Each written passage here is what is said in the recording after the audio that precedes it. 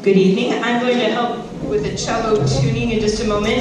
Mr. Castle is running to get an errant tambourine. I hear the tambourine on its way right now. Thank you. Great. So let me just help with the cello and we'll be right back.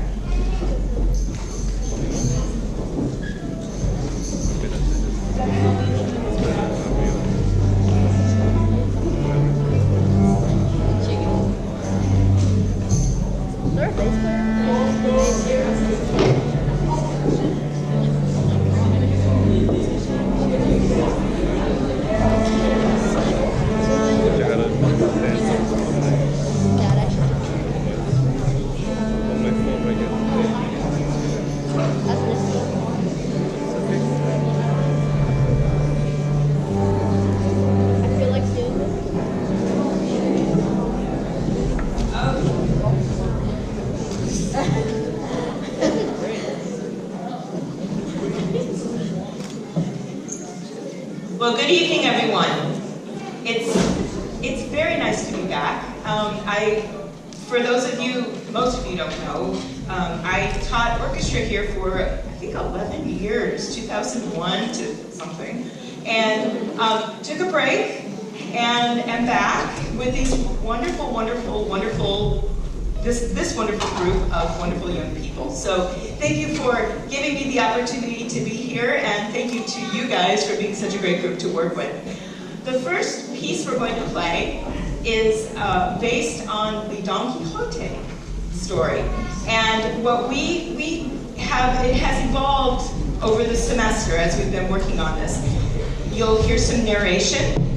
We watched a YouTube of a Baroque group in Houston, and they used percussion, and we thought it was pretty cool. So we decided to go ahead and add percussion, and honestly, the kids did more of figuring it out than I did, and so they are to be commended with making this their own interpretation of this very wonderful piece. Georg Philipp Telemann was one of the great Baroque composers, Baroque meaning the time of Bach and Vivaldi. In fact, he was born before Bach, died after Bach, was a great friend of Bach. He was the godfather of one of Bach's very famous sons. And as a very good friend of mine said, the worst thing that happened to Telemann was Bach. He would have been much better known now. He was a very prolific composer. He did not have a lot of formal training, but was obviously a very brilliant man and taught himself a lot about composition. So without any more yakking away from me, we're going to get started.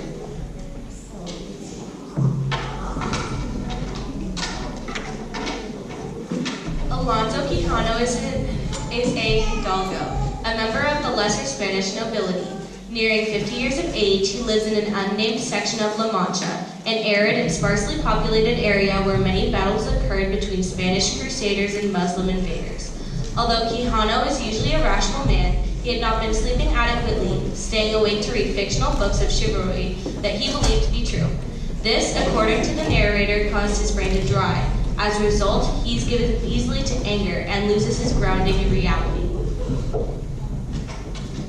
Imitating the protagonists of these books, he decides to become a knight-errant in search of adventure.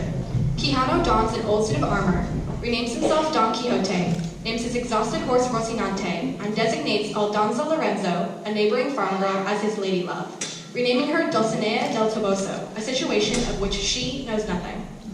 Don Quixote requests his neighbor Sancho Panza to be his squire, promising him a petty governorship.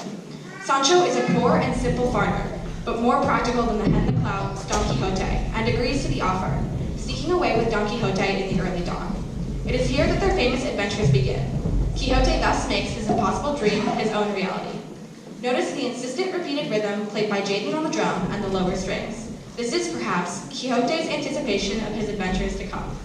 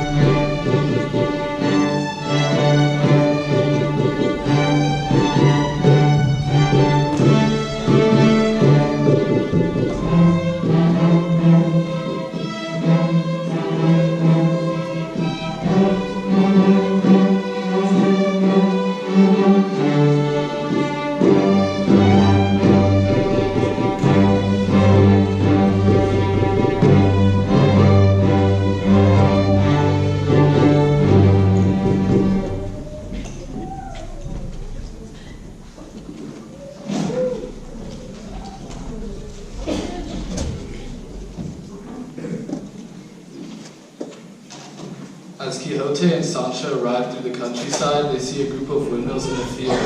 Quixote imagines that it is an army of giants. He charges one of his imagined foes and is knocked off by his horse by its blade.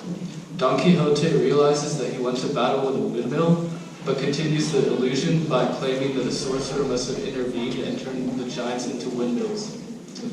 Notice the whirling fast notes played by the first violins, representative of the turning blades of the giants.